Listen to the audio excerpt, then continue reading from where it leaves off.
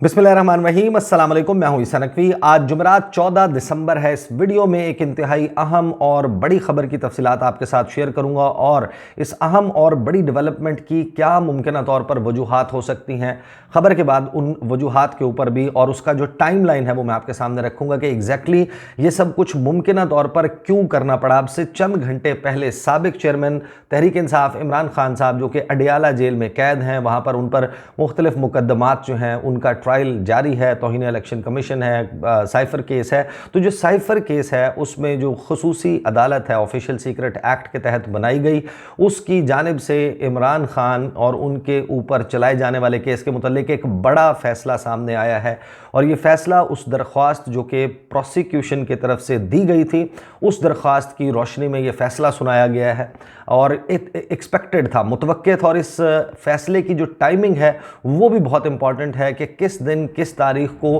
कौन से वक्त का कौन से क्रूशल फेज़ का आगाज़ हो रहा है। जिस वक्त ये फैसला सुनाया गया है ऑफिशियल सीक्रेट एक्ट की खसूसी अदालत की जानिब से, फैसले की कॉपी मेरे सामने मौजूद है। मैं पहले फैसला जो है वो आपके सामने पढ़ देता हूँ, आपको बता देता हूँ और फिर हम इसके बहुत ही अहम पहलुओं के बारे में मैं आपके सामने कुछ अहम इन्फॉर्मेशन रखूँगा। अगरचे वो मैं माजी में बिट्स एंड पीसेस में वो डिस्कस कर चुके हैं, लेकिन एक मरतबा इस सारे मामले को समझने के लिए उसको दोबारा से रिविज़िट करना बहुत ज़रूरी है।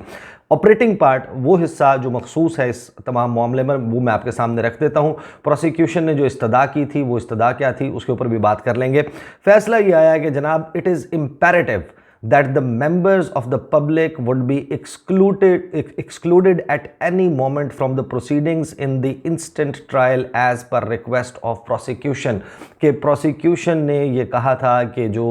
ट्रायल है साबिक चेयरमैन तहरीक इंसाफ इमरान खान साहब का, उसको इन कैमरा कर दिया जाए। उसकी कार्रवाई जो है उसकी समात लोगों के सामने नहीं होनी चाहिए, वहाँ पर मीडिया के नुमाइंदे मौजूद नहीं होने चाहिए, या फिर वहाँ पर जो है वो आम पब्लिक को उस हेयरिंग को सुनने की इजाज़त नहीं होनी चाहिए। इसके ऊपर जो अदालत है वो ये कहती है कि हाउएवर कि एक तो ये उनको एक्सक्लूड कर दिया, उन्होंने फ़ैसला सुना दिया है कि अब के बाद जो है वो ये ट्रायल जो है इसमें आम जो लोग हैं, अफराद हैं, वो वैसे भी आपको पता है कि आम अफराद को कितने इस वहाँ पर दाखिले की इजाज़त थी, लेकिन अब ये कहा गया है कि जो उनको एक्सक्लूड कर दिया जाएगा, जो हेयरिंग है, जो ट्रायल का मामला है इससे, और इस अदालत में ट्रायल को वो नहीं जो है वो ऑब्ज़र्व कर सकते, बतौर मुबस्सिर कोई शख्स नहीं आ सकता। However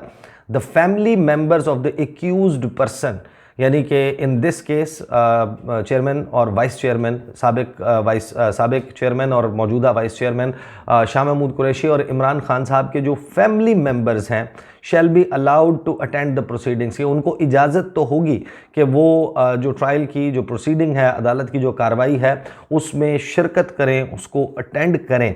the proceeding subject to the condition, और उनके ऊपर फिर एक शर्त आयद की गई है, और वो शर्त ये लगाई है कि that they shall not be published और caused to be published any evidence given or statement made during the course of instant proceedings। कि इस समाअत के दौरान कोई भी सबूत अदालत के सामने रखा जाता है, कोई भी बयान कलम बंद किया जाता है, उसका कोई भी हिस्सा जुज़वी तौर पर, कुल्ली तौर के ऊपर ना तो ये ख़ुद इसको पब्लिश करवा सकते हैं, कहीं दे सकते हैं, या ही ना ही वो इस किस्म का रीज़न बन सकते हैं कि वो इन्फॉर्मर बन जाएं, कि वो अंदर अदालत में मौजूद हों, होने वाली कार्रवाई को बाहर जाकर वहाँ पर मौजूद मीडिया के साथ शेयर करें और फिर मीडिया जो है वो उसको फैलाए। साथ ही इसमें इंस्ट्रक्शन जो हैं वो बहुत सख्त दी गई हैं मीडिया के हवाले से, सोशल मीडिया के हवाले से, और उसमें यह कहा गया है कि further more today's proceedings shall also not to be published in any manner whatsoever including on print media और सोशल मीडिया। के आज की भी जो कार्रवाई है अदालत की, उसे भी किसी भी सूरत ना तो प्रिंट मीडिया पर अखबारात में शाया किया जाए, ना ही इलेक्ट्रॉनिक मीडिया के ऊपर उसको नशर किया जाए, और ना ही सोशल मीडिया पर उस कार्रवाई को सामने आना चाहिए। पाकिस्तान टेलीकम्युनिकेशन अथॉरिटी यानी कि पीटीए, जो कि सोशल मीडिया और मीडिया के जो उसके लिए मोबाइल फ़ोन्स और गैजेट्स इस्तेमाल होते हैं अपलोड करने के लिए, उनको भी डायरेक्शन दे दी गई है। और साथ ही Pakistan electronic media regulatory authority PEMRA जो है, उसको भी वाज़े तौर पर हिदायत दे दी गई है कि अब उन्होंने इन हिदायत पर, जो कि ऑफिशियल सीक्रेट एक्ट की खसूसी अदालत की तरफ से दी गई हैं, इन पर अमल दरामद करवाना है। इसके अलावा कहा गया है कि in case of any violation, कि अगर इस हुक्मनामे की खिलाफ वर्जी की गई,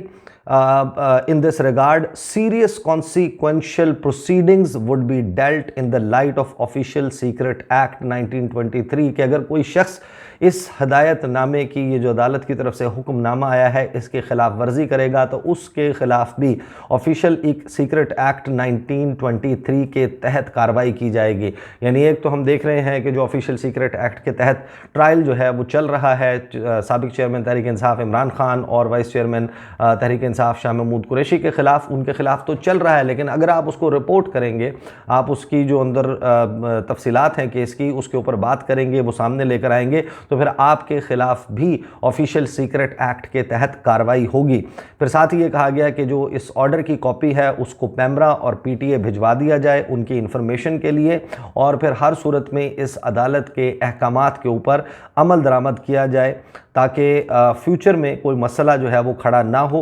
इस अदालत के अहकामात के ऊपर मुकम्मल तौर पर अमल दरामद किया जाए। इन दी अबव सेड सिनेरियो, के ये जो सिनेरियो उन्होंने कहा कि ये डेवलप हुआ है, जिसमें प्रोसिक्यूशन जो है वो ये कह रही है कि इन तफसीलात को बाहर नहीं जाना चाहिए, तो जो एप्लीकेशन दायर की गई थी U/S14 of official secret act 1923 जो प्रोसिक्यूशन ने की, उसको जो है वो मंजूर किया जाता है और ये फ़ैसला सादिर कर दिया गया अदालत की तरफ से। अब ये एक बहुत बड़ी डेवलपमेंट है। पहले तो मैं आपको बता दूं कि ये किस वक्त जो है वो डेवलपमेंट सामने आई है और उसकी वजूहात मुमकिन तौर पर क्या हो सकती हैं, क्योंकि लगता यही है कि गज़ब खौफ का अजब आलम है जिसका शिकार हैं बहुत से लोग। ये जो मुकदमा है, इस मुकदमे में अभी तक कोई ऐसा पीस ऑफ एविडेंस नहीं है, कोई ऐसी गवाही नहीं है जिसको मीडिया के ऊपर मीडिया ट्रायल के लिए इस्तेमाल ना किया गया हो। तमाम की तमाम जो इससे मुतल्लिक बयानात हैं, आपने देखा होगा कि कौन सा टॉक शो है जिसने उसके ऊपर बात नहीं की, कौन सा ऐसा सियासतदान है मुस्लिम लीग नवाज़ का, इवन पीपल्स पार्टी के बहुत सारे लोग, लेकिन ख़ास तौर पर मुस्लिम लीग नवाज़ के, और फिर बहुत सारे सहाफ़ी हैं जिनके पास वो इन्फॉर्मेशन अदालत से कि किस शख्स ने कहाँ पर क्या बयान दिया, जो गवाहान हैं उनके बयानात में क्या कुछ मौजूद है, इल्ज़ामात की नौइयत क्या है, उसका तरीक़ाकार क्या है, आज़म खान का बयान क्या है, फ़लाँ शख्स का, फ़ॉरेन ऑफिस के ऑफिशल्स का बयान क्या है, पूरा मुकदमा क्या है। ये तो गुज़श्ता 2 साल से सारा का सारा ये पब्लिक डोमेन में मौजूद है। ये जो बयानात हैं इसके ऊपर बड़ी सैर हासिल बहस हो चुकी, टॉक शोज़ हो चुके। तो फिर जाहिर है कि आपके जहन में ये सवाल आता है कि फिर इस कार्रवाई को पब्लिश ना करने देने के हवाले से ये फ़ैसला क्यों किया गया। नंबर 1, मेरी अंडरस्टैंडिंग के मुताबिक ये फ़ैसला उस वक्त आया है जब अब से कुछ ही देर में, चंद घंटों में, या आप मैक्सिमम इन नेक्स्ट 2 डेज़ देखेंगे कि इलेक्शन कमीशन ऑफ पाकिस्तान से जो इलेक्शन के लिए शेड्यूल है 8 फरवरी के लिए, वो जारी कर दिया जाएगा। और इसको आप ये कह सकते हैं कि जो मोस्ट क्रूशल फेज़ है वो शुरू हो चुका है कि अगर आपने इमरान खान को, उनकी जमात को आउट रखना है तो फिर अब उनकी किसी भी किस्म की तशहीर मौजूद ना हो। शेर अफजल मरवत साहब की जो गिरफ्तारी है वो भी कोइंसाइड करती है इसी हुक्मनामे से, कि एक तरफ जो है वो इमरान खान के हवाले से ये हुक्मनामा है और दूसरी तरफ वो शख्स जो कि इमरान खान का मैसेज जो है उसको लीड करता हुआ नज़र आ रहा है पब्लिक में और बड़े बड़े जलसे करता हुआ नज़र आ रहा है, उसको भी गिरफ्तार कर लिया गया। लेकिन अब ज़रा सोचिए इस बात को कि ये जो सारा मंजरनामा, अगर ये सारी इन्फॉर्मेशन मौजूद है और इस इन्फॉर्मेशन के पब्लिक में आने में कि किसने इमरान खान के ख़िलाफ़ क्या बयान दिया, तो उसमें तो अपेरेंटली कोई प्रॉब्लम नहीं होना चाहिए। ये तो जो इमरान खान के मुखालिफ खड़े हैं यहाँ पर और जो इस मुकदमे को बिल्कुल दुरुस्त समझते हैं और उसकी फेवर में दलाइल देते हुए नज़र आते हैं, तो उनके तो हक़ में ये बात जाती है कि इमरान खान के ख़िलाफ़ दिए गए बयानात जो हैं और जो उनके ख़िलाफ़ सबूत दिए जा रहे हैं वो पब्लिक डिस्कोर्स का हिस्सा बने, ताकि लोगों को लगे कि यार ये तो इमरान खान का वाकई एक संगीन जुर्म था। लेकिन इसको पब्लिक डोमेन और पब्लिक आय से बाहर ले जाने का मुमकिन तौर पर क्या वजह हो सकती है, और उसकी वजह मेरी अंडरस्टैंडिंग में ये है, मैंने इसके हवाले से एक वीडियो भी की थी साकिब बशीर साहब के साथ, जो मैंने वीडियो की थी जब उनकी इमरान खान साहब से मुलाकात हुई, तो आपको याद होगा कि हमने उसमें बड़ी तफसील से तस्करा किया था कुछ चीज़ों का। वो मैं आपके सामने रख देता हूँ कि ये वो डिटेल्स हैं जो पॉलिटिकल ऑब्जेक्टिव है उसको कहीं दूर उठाकर फेंक देती हैं। मुमकिन नहीं रहता कि फिर वो पॉलिटिकल जो वो सियासी मकसद जो है वो हासिल किया जा सके। सके। अब इस इन इन इन दिस केस पूरा जो ट्रायल है उस ट्रायल के हवाले से तो तफसीलात वो चाहेंगे कि बाहर आ जाएं। फिर क्या हो सकता है, हो ये सकता है कि जिस वक्त ये पहले जो ट्रायल चल रहा था वो ट्रायल इन कैमरा था, वहाँ पर मीडिया को इजाज़त नहीं थी, लोगों को इजाज़त नहीं थी, तो पाकिस्तान तहरीक इंसाफ ने इस हवाले से इस्लामाबाद हाई कोर्ट को रुजू किया और इस्लामाबाद हाई कोर्ट ने जो पहले चलाया जाने वाला साइफर का ट्रायल था उसको कलअदम करार दे दिया। और जब कलअदम करार दिया उसके बाद उन्होंने कहा कि इसको ओपन किया जाए, और फिर पहले यह था कि जुडिशल कॉम्प्लेक्स में इसके हवाले से हियरिंग होगी। फिर जुडिशल कॉम्प्लेक्स में आपने देखा कि जो जिस तरीके से अदालत की कार्रवाई चली और उसके नतीजे में यह ऐलान किया गया कि ख़तरात लाहक हैं इमरान खान की और शाह महमूद कुरैशी की ज़िंदगी को, लिहाजा उनको यहाँ पर बाहर नहीं बुलाया जा सकता। तो जो ट्रायल है वो तो अडयाला जेल में ही चलेगा, लेकिन इन लोगों को वहाँ पर आकर ओपनली उस मुकदमे की समाअत में शिरकत की, अटेंड करने की इजाज़त होगी और मीडिया को भी इजाज़त होगी। पहली हियरिंग पर हमने देखा कि मीडिया को बड़े लिमिटेड नंबर में अंदर भेजा गया, जिन्होंने बाहर आकर ऐसा कुछ रिपोर्ट नहीं किया। फिर जिस दिन साकिब बशीर साहब और दीगर जो इनके साथ लोग थे, जिसमें एक बोल के रिपोर्टर थे जिनका ये क्लेम है कि उनको फायर कर दिया गया उसकी तफसीलात बाहर लाने पे, साकिब बशीर साहब भी जब अंदर गए, उन्होंने जो बाहर आकर डिटेल्स शेयर की, उन डिटेल्स ने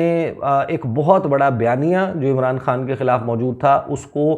ज़मीन बोस कर दिया। बयानिया ये था कि इमरान खान जो है वो नशा करता है, इमरान खान की नशे की वजह से खसूसी ज़रूरियात हैं, वो शख्स जो है वो 3 या 4 दिन भी जो है वो अदालत में जेल की सलाखों के पीछे नहीं गुजार सकता, वो जहनी तौर पर, जिस्मानी तौर पर इस काबिल नहीं है कि वो जेल की सऊबतों को बर्दाश्त कर सके। उसने एक हीरो वाली ज़िंदगी गुजारी है, वो तो क्रिकेट के मैदानों में और प्ले बॉय वाली ज़िंदगी गुजारता रहा है, उसके बाद वो प्राइम मिनिस्टर बन गया, तो लिहाजा उसमें तो वो सकत ही नहीं, 4 दिन गुजरेंगे, 3 दिन गुजरेंगे, वो रोता हुआ फरियाद करेगा कि मुझे पाकिस्तान से बाहर भिजवा दो, मेरे साथ डील कर लो, अपने इल्ज़ामात वापस लेगा और शायद वो खुद भी प्रेस कॉन्फ्रेंस करने के लिए राज़ी हो जाए। लेकिन ये तमाम बयानियाँ 5 अगस्त के बाद से इमरान खान अटक जेल और उसके बाद अडयाला जेल यहाँ पर मौजूद है, लेकिन इस किस्म की तो कोई चीज़ नहीं हुई। मैंने साकिब बशीर साहब से इस हवाले से बड़ी तफसील के साथ वीडियो की थी और उनसे सवालात पूछे कि 5 अगस्त को आपने इमरान खान को देखा और अब जब दिसंबर में के आगाज़ में आपने इमरान खान से मुलाकात की, उनको देखा, तो आपकी क्या असेसमेंट है, क्या तब्दीली देखी? क्योंकि अगर किसी शख्स को आप वो नशा करता रहा हो और उससे ज़बरदस्ती जो है वो एक जगह पर कैद कर दिया जाए, उसको वो नशा जिसकी ड्रग की आदत है उसको वो ना मिले, तो फिर जाहिर है कि उसको जहनी तौर के ऊपर भी एक बड़ी कोफ्त और तकलीफ़ होती है और वो जिस्मानी तौर पर भी या तो एकदम वेट लॉस का शिकार हो जाता है या एकदम उसके बॉडी जो है वो वेट गेन करना शुरू कर देती है, वो वैसा नहीं रह सकता जैसा वो